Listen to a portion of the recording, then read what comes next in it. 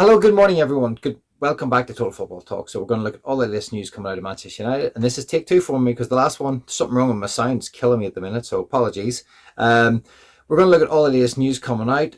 We're going to start with Jadon Sancho and what's being said about him and what Chelsea could potentially have to pay Manchester United when he comes back to the club, because it looks like there's a chance he could come back, which would be highly frustrating. We'll also look at some information about Andrew Onana and his agent, and maybe where his agent might be looking to move him on to. We'll discuss that. We will also have a look at Victor Osimhen again, which is doing the rounds. I think this one's not going to go away. This could be our Wesley Sneijder, if anyone knows what Sneijder was like. That was a story that rumbled on, or a more recent one of Frankie de Jong. I think that's where we're heading with the striker scenario. This is going to be a rumbling on scenario. And we'll look at the players that Manchester United are looking to get rid of, and a little bit on Ryan Cherokee and Ekitike, on what they've been saying about their kind of associations with Manchester United, and what they're saying. Okay, well, let's jump into the top story, and that's that Jadon Ducker, yeah, right. Yeah, Jadon does duck out of a tackle, that's for sure. But James Ducker he's writing that Chelsea will have to spend £5 million penalty clause if Chelsea end up if Chelsea decide not to sign Jadon Sancho, can't get my words out, on a permanent basis in the summer. Well, I mean, what do you guys think about this? Where are you with the Jadon Sancho thing? Is anyone out there who would like to see him come back? Am I missing something here? I think this is a problem for Manchester United. This is £5 million. This is not a lot of money for someone who has caused us several problems. If he comes back to the club, then he becomes another problem because we have to find a way to move him on. If we can't move him on, it means he's going to sit in the team for 1 year. And within that year, he'll earn something between the regions of £12 to £15 million. He'll cost Manchester United, and he'll probably just sit in the bench, sit in the reserves. He won't play. I've got a feeling Rubin Amorim won't want to have anything to do with him. The club don't want him back. I think this is where the club have got to stand up and make Chelsea pay the £25 million that we need from this particular sale. The deal was, if Chelsea finished above 14th in the league, there was an obligation to buy, in terms of Jadon Sancho. Not an option, but an obligation. So United need to find a way to just make sure that they force this through, and that we don't have the headache of Jadon Sancho coming back. Because I do believe that there is interest from German teams and Italian teams, Leverkusen being one of them, Juventus being another. I think he'll come back to Manchester United. He'll sit in his contract for a year, earn that money, do what some of the others have done, the likes of Lindelof, etc., have kind of just sat on their wages for a year, and like Martial did, right out the contract, and then move. And obviously, he's still be in his prime. He'll move on. I think if he goes back to Germany, it could suit him. Leverkusen could be a good option for him, and he'll walk away. He'll get another big wage, and all will be rosy in the garden of Sancho. But for Manchester United, it'll be quite difficult. It'll be a pain in the backside, and another headache that Rubin Amorim does not need in the summer. As I said, 5 million if we get 5 million for him, that's not a lot of money. It covers his wages for about 4 months, 5 months. It's not a lot of money for him. It's more of a pain. So I'm hoping that the board can kind of get have the kahunas to make the Chelsea deal stick, and have him stay there, get the 25 million in the summer, and find a way to reinvest at least part of that money back in the team, because I'm sure some of it will go off to pay debts and previous transfers. So that's where we are with the Jadon Sancho thing. And yeah, just this was David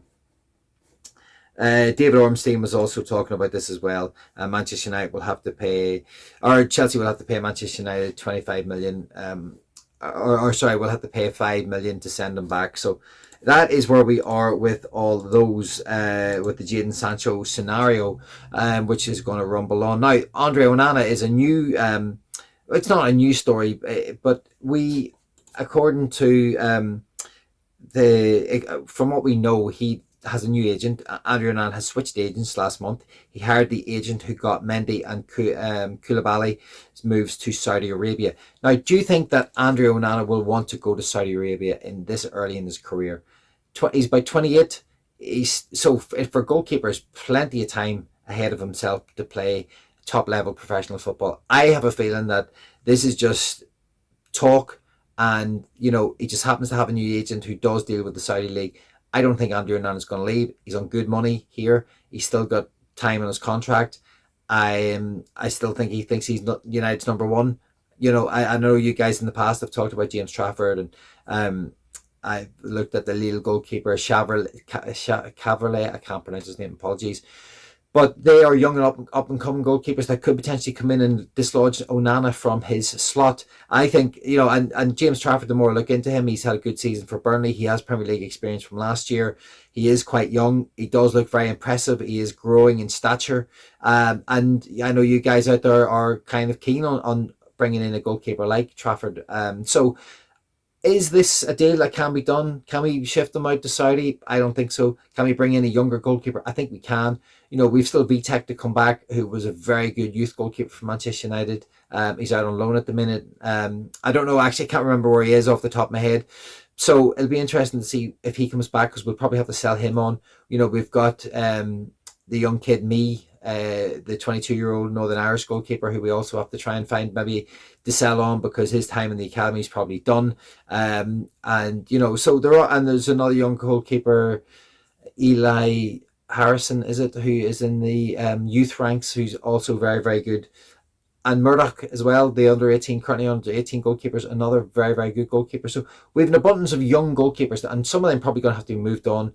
Can we sell them on? Can we make some money from them? Probably not like City can, but we are looking at younger goalkeepers ourselves, maybe to come in and dislodge Onana. And I think maybe that is the way forward, as opposed to letting Onana go at this particular stage. Now, this was what Victor Osimhen or Laurie Whitwell had said on the Stretford Paddock. It's a really good show with Laurie Whitwell and the boys at Stretford Paddock. Well worth a watch. And he was talking in terms of Manchester United want a striker. I think Victor Osimhen would be a fit. He would fit the bill. So I wonder what will happen here. The only thing is Napoli and how much they would want for him. And, he would want some kind of transfer swap, maybe for Garnacho, because obviously we know that they're keen on the Garnacho thing. Now, swap deals, I've looked into this, and I'm going to do a little video, I think, if I get the time. Swap deals don't happen very often, and when they do, they don't always work. And there aren't that many swap deals that have actually taken place across the kind of the football, across football history, in terms of the Premier League anyway, and around Europe. There haven't been that many that happen, because they're not always beneficial to both parties. So I just can't see there being a swap deal for Garnacho, because Garnacho's pure profit. Osimhen's going to cost 62 million. He has a release clause. I think Osimhen will want to try and figure out his career move next, like as in early. I don't think he's going to want to leave it till the end of the summer like he did last summer before he got his loan move to Galatasaray. I think he's going to want to get things sorted. He's going to want Champions League football. And because United are still trying, the only option we have is through the Europa League. And we just have to wait and see where he falls into on this one. Would I like him? Yes. What do you guys think? I know you guys are keen on Gyökeres, and Osimhen is maybe secondary to that.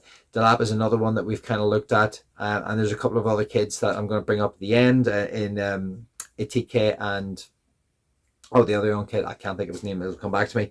Okay, so that is the news on Osimhen, and this is just another little piece that was coming out from James Ducker. United are hoping to offload a series of players in the summer to help transfer future funds for the investment in the squad, and they've earmarked the sales of Sancho, Rashford, and Anthony. Now, I think we all know in terms of these three lads, they are all doing their thing. Anthony's doing well in Spain, and as I reported yesterday, he's loving life. He's enjoying the sunshine.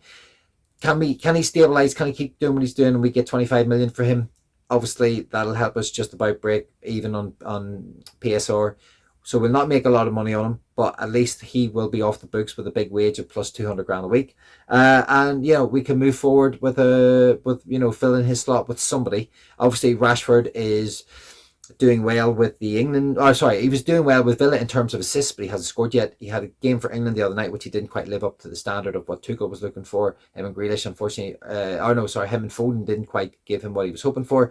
I hope Rashford has a good game tonight. I hope he keeps progressing, and that we can maybe sell him for that 40 million or being a minimum in the summer and getting the wages off the books, and hopefully some of that money at least going back into maybe look at an Osimhen or Gyökeres or someone of that ilk.